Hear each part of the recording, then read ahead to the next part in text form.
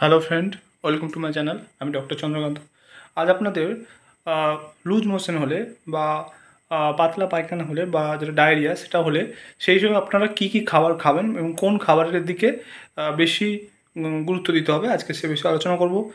Channel যদি নতুন, channel subscribe করবেন। চলুন শুরু করা যাক। যখন লুজ মোশন হয় তখন কিন্তু নরম এবং সহজে হজমযোগ্য খাবারের দিকে বেশি মনোযোগ দিতে হয়, যেটা আপনার পটি শক্ত করতে এবং জলশূন্যতা দূর করতে সাহায্য করে। তো সেই সমস্ত খাবারগুলির মধ্যে একদম হচ্ছে কলা, ভাত, আপেল সস এবং টোস্ট। দইয়ের মতো প্রোবায়োটিক খাবারও উপযোগী হতে পারে। সেই সঙ্গে চর্বিযুক্ত ভাজা মশলাদার খাবার, উচ্চ ফাইবারযুক্ত খাবার এড়িয়ে চলুন।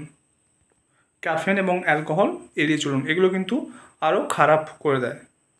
কলা যেমন খাবেন তেমনি ভাত, বিশেষ করে সাদা ভাত, আপেল সস এবং সাদা রুটি দিয়ে তৈরি টোস্ট।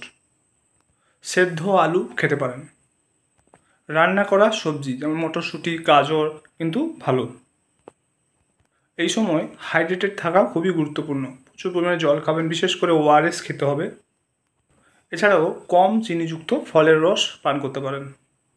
এই সময় কোন কোন খাবার এড়িয়ে চলবেন? উচ্চ আঁশযুক্ত খাবার যেমন কাঁচা শাকসবজি, গোটা শস্য, চর্বিযুক্ত ভাজা খাবার, মশলাদার খাবার, দুগ্ধজাত খাবার, দই ছাড়া এগুলো কিন্তু এড়িয়ে চলতে হবে। এছাড়াও আপনারা কাঁচা কলার সবজি, সেটাও কিন্তু এই সমস্ত ক্ষেত্রে খুব ভালো উপকার করে। তো আজকে জানলেন যে লুজ মোশনে বা ডায়রিয়া বা পাতলা পায়খানা হলে কি সেই সময় কী ধরনের খাবার আপনারা খাবেন, তাহলে পেট ভালো থাকবে এবং খুব তাড়াতাড়ি রিকভারি হবে। আজকে সেটা জানলেন। তো আজকের ভিডিও এই পর্যন্ত। চ্যানেল নতুন, চ্যানেল সাবস্ক্রাইব করবেন, ভিডিওকে লাইক করবেন। Thank you for watching.